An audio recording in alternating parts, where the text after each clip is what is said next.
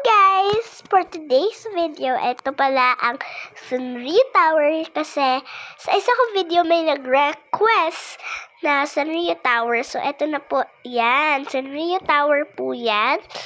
Kaya po siya big kasi may melody yung una and may ibang stage.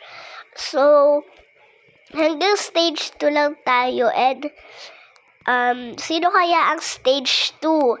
Or pangalawang character kasi para tong yung nilaro ko nung nakaraan. Pero Sanrio siya, guys. Ayan siya, guys. Si My Melody, kulay pink. Kaya pink rin yan. Ayan pala si My Melody. Cute.